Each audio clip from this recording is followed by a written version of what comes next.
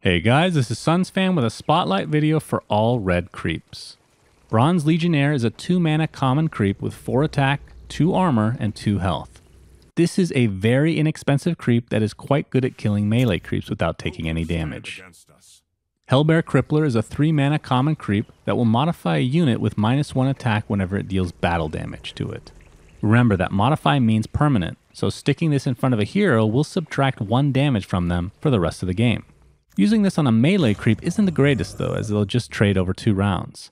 Also note that it must deal damage to the unit in order to modify it, meaning if it has 3 armor for example, it won't do jack. Mercenary Exiles is a 3-mana rare creep that has 2 attack, 1 armor, and 4 health. It also sports an active ability with a 2-round cooldown. When you activate it, it'll spend all your gold, and take half that value and add it to both the attack and health of the unit rounding down. This can be high risk or high reward with a lot of gold. Or if you're relatively low on gold, it could give you just enough to survive or kill the unit blocking it. Legion Standard Bearer is a 4-mana uncommon creep with 0 attack and 6 health. The neighboring allies to this unit will have +4 attack. This can be pretty powerful, but at the same time can be quite difficult to get full value out of, as finding the opening to buff 2 important units isn't the most common occurrence. Rebel Instigator is a 4-mana uncommon creep with 2 attack and 3 health. After the combat phase, if this unit deals battle damage to a creep and lived, it'll summon another Rebel Instigator. In most situations against melee creeps, there will usually only be 2 of these up at a time, as they'll end up getting traded with only 3 HP. But with buffs, this can definitely snowball out of control in a hurry. Smeagol Armsmaster is a 4-mana uncommon creep with 2 attack and 2 health. When played, it'll modify a random allied hero with +2 attack. Obviously the stats on this guy aren't great, and at best can be used as a blocker for a really powerful hero. But modifying a hero with +2 attack is quite strong, especially for the color red. Stonehall Elite is a 4-mana uncommon creep that has 4 attack, 2 armor, and 2 health. If the unit blocking this creep dies, then he will be modified with +2 attack and +2 health.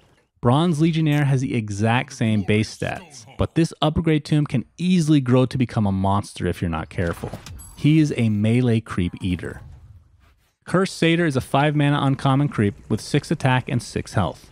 After the combat phase, it will summon a 2 attack and 2 health zombie for your opponent. This is a bit of a weird card with an obvious drawback. It really gains value though when you play it in combination with cards like Conflagration or March of the Machines.